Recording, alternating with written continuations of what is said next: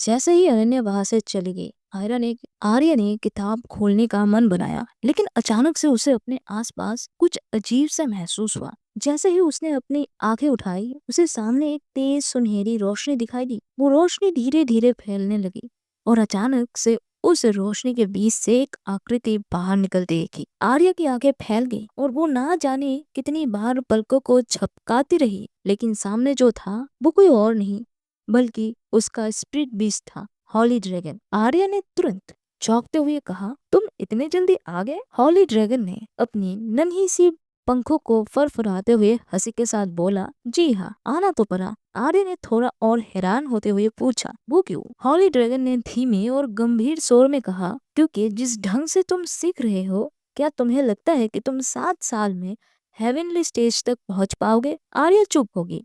हॉली dragon के शब्दों ने उसे भीतर तक झकझोर दिया था। फिर हॉली ड्रैगन ने कहा, मैं तुम्हें गाइड करने आया हूँ। आर्य ने सिर झुका लिया और हल्के से कहा, थैंक्स। हॉली ड्रैगन ने आर्या की आंखों में गहरी नजर डालते हुए कहा, अभी जो तकनीक तुमने सीखी है ना, उसमें अपना एनर्जी सर्कुलेट करो और फिर उसे प्रैक्टिस करो। आर्या ने बिना कुछ कहे अपनी पूरी आत्मा से उन शब्दों को अपनाया। उसने अपनी श्वास को गहरा किया और जैसे ही उसने अपनी ऊर्जा को सर्कुलेट करना शुरू किया, एक नई शक्ति महसूस होने लगी। उसके अंदर एक ताजगी, एक उत्साह और एक ताकत का संचार हुआ। उसने अपने ध्यान पूरी तरह से उस तकनीक पर केंद्रित किया और निरंतर प्रैक्टिस करता रहा। हर बार जब वो तीर छोड़ता, वो महसूस कर रहा था कि उसकी प्रैक्टिस और एनर्जी सर्कुलेशन से उसका हर एक कदम और मजबूत हो रहा था। समय धीरे धीरे गुजरता गया, लेकिन आर्या का आत्मविश्वास अब पहले से कहीं अधिक था। उसने ठान लिया था कि अब वो अपनी पूरी शक्ति और ऊर्जा का उपयोग करेगा और जो उसने अभी तक सीखा है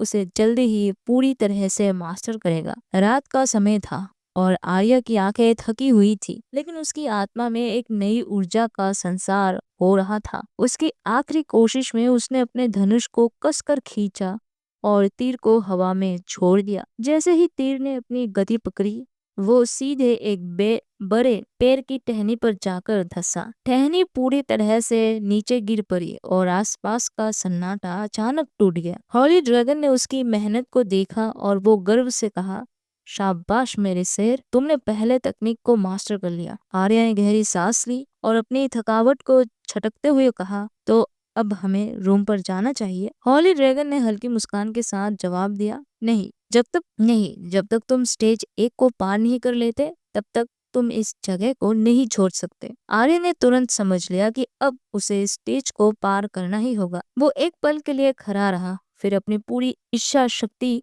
से गहरी सांस ली। उसके मन में हल्की सी मुस्कान आ गई और उसने खुद से कहा, अच्छा है, मैंने अपने स्पेस पर एक्स्ट्रा खाना लाया। फिर उसने हॉली ड्रैगन की ओर देखा और थोड़ा सा हल्का होकर कहा, अच्छा बाबा, लेकिन क्या मैं खाना तो खा सकती हूँ? हॉली ड्रैगन ने उसे देखकर कहा, खा लो। आर्या बिना किसी झिझक के एक पैर के नीचे बैठ गई और अपने खाने की पैकिंग खोलने लगी। खाना खाते हुए वो आकाश को देख रही थी, जहाँ चांद की हल्की सी रोशनी टिमटिमा रही थी। आधे घंटे बाद जब उसका पेट भर गया तो उसने खड़े होकर एक नई ऊर्जा महसूस की। अब उसे पूरी तरह से दूसरे तकनीक के लिए तैयार होना था। आर्या ने एक गहरी सांस ली और अपने शरीर को पूरी तरह से ढाला। वो इस नए तकनीक ग्रिप ऑफ प्रिसीशन के लिए पूरी तरह से तैयार था। इस तकनीक में योद्धा ये सीखता है कि तीर को कैसे सटीक ढंग से पकड़ा जाए। पकड़ हल्की और ढीली होनी चाहिए, लेकिन ऐसा भी ध्यान रखना चाहिए कि उंगली से पीछे नहीं लड़ा जाए। आर्या ने ध्यान से अपनी उंगलियां धनुष की पकड़ पर रखी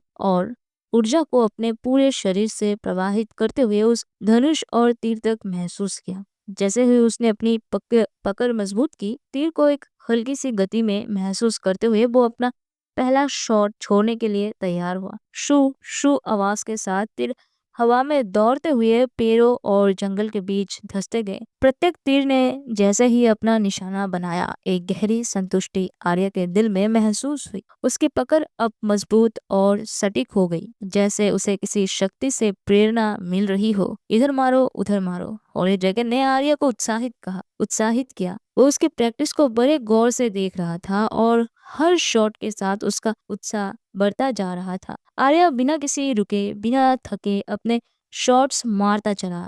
गया। तीर जैसे जंगल में गूंज रहे थे और आर्या की आंखों में अब एक नई चमक थी। समय का पता नहीं चला, सूरज वापस से छिपने लगा था, लेकिन आर्या के तीर अब भी हवा में उड़ रहे थे। उसकी पकड़ में अब कोई कमी नहीं थी।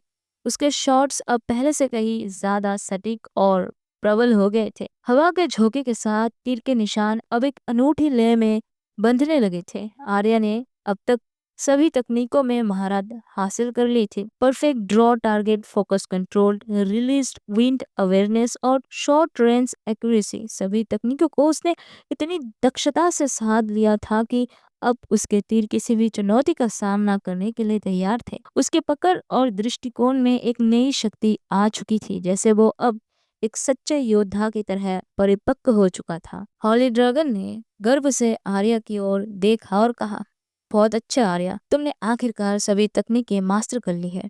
आर्या ने एक गहरी सांस ली और उसकी आंखों में संतुष्टि थी, लेकिन उसके शरीर में थकावट भी महसूस हो रही थी।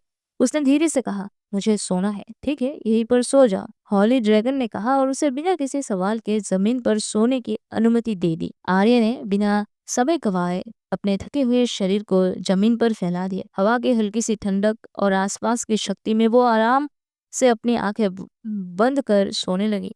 हॉली ड्रैगन ने आर्या की ओर एक आखिरी बार देखा और धीरे से कहा, तुमने जो हासिल किया है वो केवल शुरुआत है, अब असली रास्ता तुम्हारे सामने है। रात का सन्नाटा घना हो चुका था। हल्की ठंडी हवा आर्या के चेहरे को छू रही थी जब उसकी आंखें अचानक खुली। उसने अपने चारों ओर देखा, जंगल की नीरवता और चमकते सितारे। ऊपर आकाश की ओर देखते हुए उसने धीरे से अपने आप से कहा, मुझे अब अपने कमरे में जाना चाहिए। आर्या ने अपने धनुष को करीने से समेटा और कदम बढ़ाए। डॉर्मेट्री की ओर बढ़ते हुए उसका मन पिछले 7 दिनों की घटनाओं में उलझा था। मैंने कितने क्लास मिस कर दी। 7 दिन से मैं यहाँ हूँ, क्या टीचर मुझसे नाराज होंगे? वो अपने विचारों में गुम था। उसके कदम अपने आप उसे रास्ता दिखा रहे थे। जैसे ही वो डॉर्मेट्री के मुख्य प्रवेश द्वार के पास पहुंचा, सामने से आती हुई एक जानी पहचानी परछाई ने उसका ध्यान खींचा। ये रिया थी, वही लड़की जो हमेशा उसे तंग करने का कोई मौका नहीं छोड़ती थी। उसके चेहरे पर वही परिचित चालाक मुस्कान थी। उसने आर्या की ओर तेजी से कदम बढ़ाया और ठिठोली भरे स्वर में कहा, ओए चूजे। आर्या ने उसकी बात पर कोई प्रतिक्रिया नहीं दी। उसने सिर झुकाए अपने कदम तेज कर दिए, मानो वो उसे सुन ही नहीं रहा था। उसकी चुप्पी से रिया का चेहरा गुस्से से लाल हो गया। उसने उसकी ओर इशारा करते हुए तेज आवाज में कहा, बहुत उड़ रहे हो ना, जब कल क्लास में जाओगे तब तुम्हें असली मजा मिलेगा। आर्या ने एक पल के लिए उसकी ओर देखा, लेकिन उसकी आंखों में कोई डर या झिझक नहीं था। बिना कुछ कहे वो अपनी दिशा में चलता रहा, जैसे रिया का कोई अस्तित्व ही ना हो। रिया की बातें हवा में गूंजती रही, लेकिन आर्या ने उन्हें अनसुना कर दिया। आ गए महाशय। आर्या को क्लास में घुसते ही अपने टीचर की गहरी गूंजती हुई आवाज सुनाई दी। उसने सिर झुकाकर धीरे धीरे अपनी जगह पर बैठने की कोशिश की, लेकिन इससे पहले कि वो कुर्सी छू भी पाता, टीचर ने कड़क आवाज में कहा,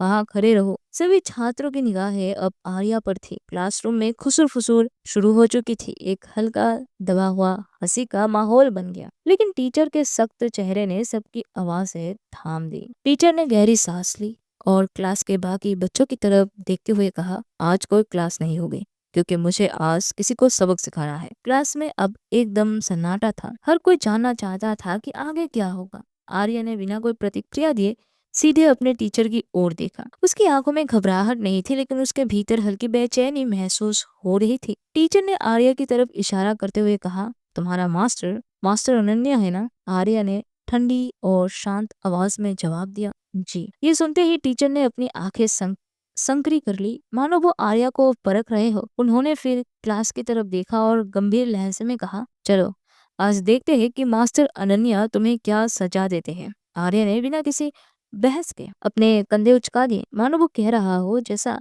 जैसा आप कहो। वो चुपचाप टीचर के पीछे पीछे चलने लगा। क्लास के बाकी छात्रों ने उसकी इस शांत प्रतिक्रिया पर हैरानी जताई। खुसुर फुसुर फिर शुरू हो गई। टीचर और आर्या दोनों क्लासरूम से बाहर निकल गए। जैसे ही टीचर और आर्या अनन्या के ऑफिस पहुंचे, टीचर ने बिना किसी देरी के अपनी शिकायत का पुलिंदा खोल दिया। उनकी आवाज में गुस्सा और निराशा साफ झलक रही थी। मास्टर अनन्या, मैंने सोचा था कि आपका पहला व्यक्तिगत छात्र कुछ खास होगा, लेकिन टीचर ने हाथ नचाते हुए कहा, पिछले 7 दिनों से इसने एक भी थ्योरी क्लास अटेंड नहीं की है, ना अनुशासन ना जिम्मेदारी। अनन्या ने शांत लेकिन सख्त इशारे से टीचर को रोक दिया। उसकी नजरें अब आर्य पर थी। कमरे में गहरा सन्नाटा छा गया। आर्य जो अब तक शांत खड़ा था, अनन्या की तरफ सीधा देखते हुए बोला, मुझे तीसरी स्पेशल एग्जाम देना है। उसकी आवाज में आत्मविश्वास था, मानो ये एक साधारण बात हो। ये सुनकर अनन्या की भावनाएं हल्का सा ऊपर उठी। उनके चेहरे पर एक मिश्रित भाव था, आश्चर्य और दिलचस्पी का। तुम्हें यकीन है? उन्होंने धीरे लेकिन गंभीर लहजे में पूछा। आर्या ने बिना झिझके जवाब दिया, हाँ मास्टर। अनन्या के चेहरे पर एक हल्की मुस्कान आई। ऐसा लग रहा था जैसे उन्होंने आर्या के साहस को परखा और मंजूरी दे दी। उन्होंने अपने कमरे के कोने की तरफ कदम बढ़ाए। आर्या और टीचर दोनों चुपचाप देख रहे थे। जब अनन्या ने एक अलमारी खोली, अंदर से उन्होंने एक सुंदर चमकता हुआ धनुष और कुछ तीर निकाले। उन्होंने धनुष को अपने हाथ में पकड़े हुए आर्या की ओर देखा। ठीक है, अनन्या ने गंभीर से कहा, तुम्हारे इरादे साफ है। अब देखना है कि तुम में इसे साबित करने की क्षमता है या नहीं। आर्या ने हल्की सी मुस्कान दी, जबकि टीचर के चेहरे पर हैरानी थी। अनन्या ने दोनों को इशारा किया, मेरे पीछे आओ। क्या आर्या अपनी तकनीकों को लेकर विशेष परीक्षा में पास हो पाएगी? आपको क्या लगता है दोस्तों? कमेंट में जरूर बताइएगा। और अगर आपको ये चैप्टर पसंद आई हो तो इस वीडियो को लाइक कीजिएगा और इस वीडियो पर हाई पॉइंट्स दीजिएगा। मुझे आपके हाई पॉइंट्स की बहुत ज़रूरत है, क्योंकि जितने ज़्यादा आप हाई पॉइंट्स देंगे उतने ही लोगों तक ये वीडियो जाएगा। और जो भी नए लिसनर्स है, जल्दी से चैनल को सब्सक्राइब कर दो, क्योंकि हमारे अल्टीमेट गोल है 31 दिसंबर से पहले 101 के सब्सक्राइबर्स गेन करना। और जिनको डेली 2 एक्स्ट्रा एपिसोड्स या फिर नए नए एपिसोड्स की तरह चाहिए और जल्दी चाहिए, तो आप हमारे 59 रुपीज़ सिर्फ और सिर्फ 59 रुपीज़ में हमारे चैनल मेंबरशिप का ज्वाइन कर सकते हैं, जहाँ पे आपको बहुत सारे ढेर सारे एक्स्ट्रा एपिसोड्स मिलने वाले हैं। तो मिलते हैं अगले एपिसोड में, तब तक के लिए बाय बाय।